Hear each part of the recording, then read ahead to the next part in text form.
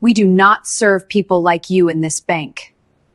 The moment the ID hit the marble floor, the entire bank went silent. Not a cough. Not a whisper. Just the sharp plastic sound echoing across the lobby. The teller didn't flinch. Didn't apologize. Didn't even look down. She leaned back in her chair and said, cold and loud enough for everyone to hear, "We don't serve people like you here." Marcus Hill stood still, staring at his ID lying inches from his shoes. Not angry, not shouting, just frozen in disbelief. Before we go deeper into this moment, pause with me for just a second. Where in the world are you watching from right now? Whether it's a city, a state, or a country across the ocean, drop it in the comments. I love seeing how far these stories reach. Now, back to what happened next. Marcus slowly bent down and picked up his ID. He brushed it clean with his sleeve and placed it gently back into his wallet. Then he looked at the teller and said calmly, "I'm just here to access my account." The teller scoffed. "Sir," she replied, dragging out the word, "this is a private banking branch." Her eyes flicked to his jacket, his shoes, his skin. "You're clearly in the wrong place." A few customers shifted in their seats. 3 women waiting near the consultation desks exchanged uneasy looks. A man in a tailored suit stared at his phone, pretending he didn't hear a thing. Marcus took a slow breath. "I've been banking here for 7 years, he said evenly. "I'd like to withdraw funds from my business account." The teller laughed. A sharp, dismissive laugh. "A business account," she repeated. "Please. Don't waste my time."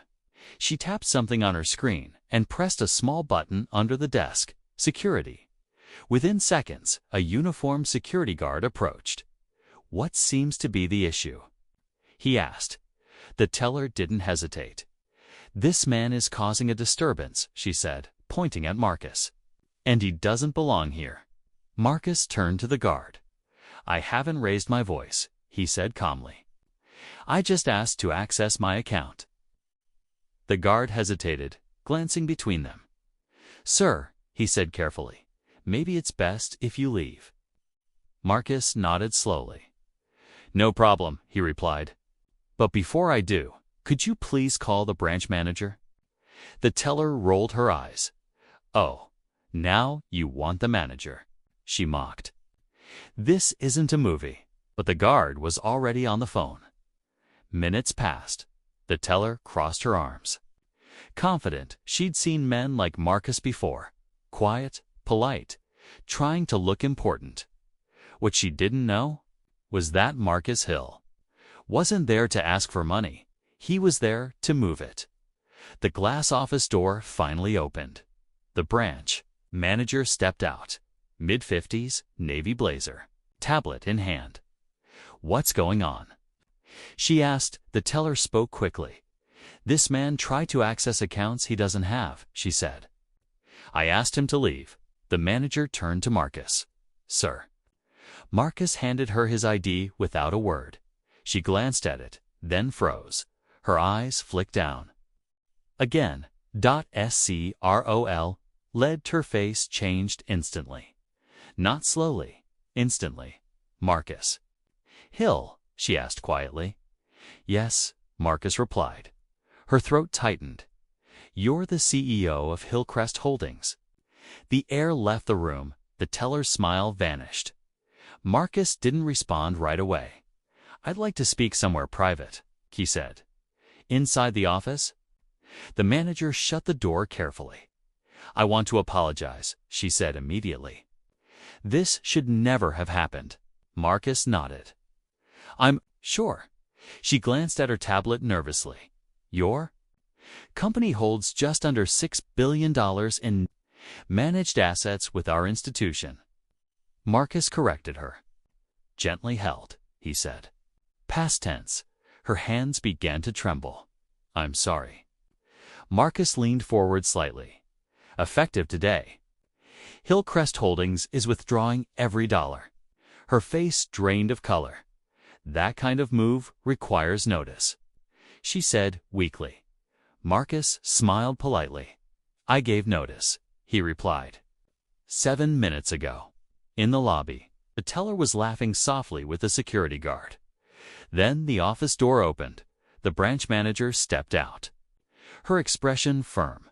Linda, she said. The teller turned. Yes. Pack your things, the manager said. You're suspended pending investigation. Effective immediately. The teller blinked. For what? The manager didn't raise her voice. For discriminatory conduct toward one of our highest value clients. Gasps rippled through the room. The security guard looked down Marcus. Walked past the teller. He didn't gloat. Didn't smile. He paused just long enough to say quietly, You didn't lose your job because of me. She looked up. Confused. You lost it because you forgot who you were talking to. Then he walked out. By the end of the day, $6 billion had been transferred. Corporate accounts were closed, partner investors followed. Regional executives flew in and the bank launched a full internal review. Linda never worked in banking again. Not because Marcus demanded it, but because accountability finally caught up.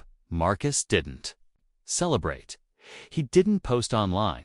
He simply reminded the world of something powerful. Respect doesn't come from money. But disrespect can cost you everything. If this story moved you, make sure you like the video so more people can see it. Subscribe for more powerful stories like this. And share it with someone who needs to hear it today, because justice doesn't always shout. Sometimes, it just quietly moves billions.